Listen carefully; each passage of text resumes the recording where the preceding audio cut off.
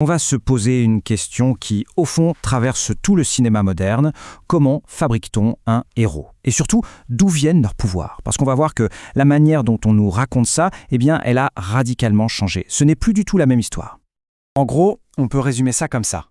D'un côté, il y a le pouvoir qu'on gagne, celui qui se forge, dans la sueur, dans la douleur, avec le temps. Et de l'autre, le pouvoir qu'on télécharge, celui qui arrive d'un coup, presque comme par magie. Ce sont vraiment ces deux modèles qui s'opposent aujourd'hui, et cette opposition, eh bien, elle en dit très long sur notre époque. Alors, commençons par le premier modèle, le plus classique, le héros forgé par la douleur. C'est une figure familière, n'est-ce pas? Le genre de héros dont on se dit que son pouvoir, il est légitime, il est mérité. Et pourquoi on pense ça? Eh bien, tout simplement parce qu'on l'a vu galérer pour l'obtenir. On a été témoin de son sacrifice. On a tous ces images en tête, c'est devenu iconique. Pensez à Conan et sa roue de la souffrance. C'est la métaphore parfaite en fait, une machine qui transforme, littéralement, le temps et la douleur en pure force physique. Et c'est exactement la même chose pour Rocky. Chaque montage d'entraînement, c'est la preuve visible, incontestable, que son effort justifie sa future victoire. La puissance, elle est légitimée par la souffrance qu'on nous montre. Et derrière ça, il y a une sorte de formule, presque une recette de fabrication en 3 temps. Le premier, c'est la ritualisation. L'épreuve est un véritable rite de passage. Ça détruit l'ancien personnage pour en construire un nouveau. Le deuxième temps, c'est ce qu'on appelle la spectralité. Le héros, il ne se rend pas forcément compte qu'il est en train d'apprendre. C'est le processus lui-même, l'endurance, qui le transforme. Et enfin, étape cruciale, la visibilité. Tout doit être montré. On doit voir l'entraînement pour que le pouvoir devienne crédible, pour qu'il soit légitime. D'ailleurs, ce modèle, il a un vrai fondement philosophique. Il y a un penseur, Peter Sloterdijk, qui a théorisé ça sous le nom d'anthropotechnique. Alors qu'est-ce que ça veut dire? C'est tout simplement l'idée que l'être humain se construit lui-même par la discipline, par les rituels, par l'effort répété. En gros, c'est la philosophie du « on n'a rien sans rien ». Nos compétences, notre identité même, sont le fruit d'un travail constant sur soi. Et c'est précisément là que tout va basculer. Parce que le cinéma moderne, lui, il va poser une question radicalement différente, une question assez vertigineuse. Et si tout ça, l'effort, la douleur, le temps, si tout ça n'était plus nécessaire? Et voilà, on arrive à notre deuxième grand modèle, le héros téléchargé. Et là, attention, on change complètement de paradigme. Fini le long chemin de l'apprentissage, fini la souffrance, on prend un raccourci radical qui mène tout droit au fantasme ultime, celui du pouvoir instantané, désincarné. Cette phrase, « je connais le kung-fu », elle est devenue l'emblème absolu de cette nouvelle ère. C'est incroyable, non?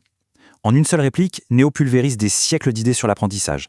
Le savoir n'est plus une quête, ce n'est plus le fruit d'un effort. C'est juste un programme, un simple fichier qu'on télécharge directement dans le cerveau. Alors, à quoi reconnaît-on ce nouveau héros? Eh bien, il y a des signes qui ne trompent pas. D'abord, il n'y a plus aucun processus d'apprentissage visible. Les compétences, elles apparaissent comme ça, d'un coup. Ensuite, la figure du mentor, du maître, elle disparaît, elle devient complètement inutile. Et enfin, le pouvoir vient toujours d'une source extérieure. Une interface technique, une drogue, des données.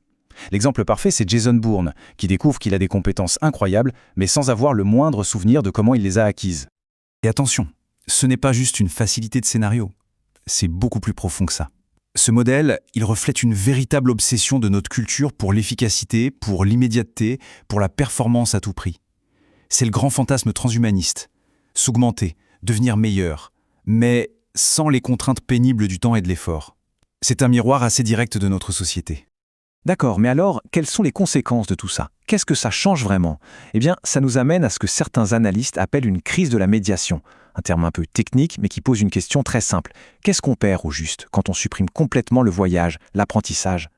Pour faire simple, la médiation, c'est le pont. Le pont entre une personne et son savoir ou son pouvoir. Et ce pont, il est construit avec des briques bien précises. Les mentors, les institutions comme l'école, les rituels, le temps, l'effort. C'est tout ce processus intermédiaire qui donne un sens et surtout une légitimité au pouvoir qu'on finit par obtenir.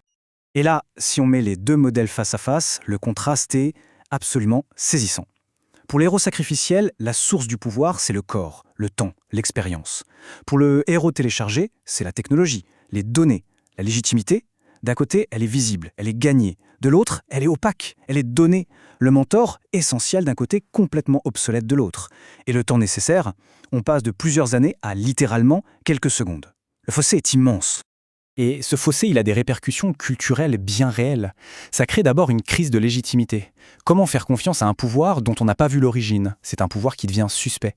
Ça dévalorise aussi toutes les institutions. Les écoles, les maîtres, tout ce qui est censé transmettre le savoir est court-circuité. Et peut-être le plus important, ça attaque le récit lui-même. Un héros sans histoire de formation, sans souvenir de sa lutte, c'est un héros qui manque cruellement de profondeur. Il n'a pas vraiment d'histoire à nous raconter. Bon, mais alors, est-ce qu'on est condamné à ce modèle du héros instantané? Face à ce malaise narratif, est-ce que les créateurs d'histoires commencent à réagir? On dirait bien que oui, on voit de plus en plus de récits qui tentent de remettre un peu de complexité dans la machine. Il suffit de regarder quelques œuvres récentes pour le voir. Dans The Last of Us, par exemple, tout l'apprentissage se fait à travers la perte. C'est un voyage lent et douloureux. Dans Dune, le pouvoir est un mélange complexe de génétique, de rituels et d'une discipline quasi inhumaine. The Boys, c'est encore plus direct. C'est une critique en règle du pouvoir injecté, non mérité. Et même un film aussi fou que Everything Everywhere All at Once, qui utilise l'idée de téléchargement de compétences, place la vraie lutte, le vrai enjeu sur le plan émotionnel et relationnel. Qu'est-ce que ça nous dit tout ça? Eh bien, ça suggère une sorte de lassitude. Une lassitude face à ce fantasme du pouvoir sans effort. On sent une vraie recherche pour retrouver du sens, pour créer de nouveaux parcours de héros, où la puissance et l'épreuve sont de nouveau intimement liés. On cherche des héros qui sont des figures de transformation, et pas seulement des machines à performance. Et tout ça, finalement, ça nous ramène à une question de fond. Parce que les héros qu'on choisit de mettre en scène, ils sont toujours un reflet de nos propres valeurs. Alors, en regardant cette grande tension entre le gagner et le télécharger, la question qu'on peut se poser est la suivante. Quel type de héros est-ce qu'on a envie de voir demain? Et surtout, qu'est-ce que ce choix révélera sur l'avenir que l'on est en train de s'imaginer?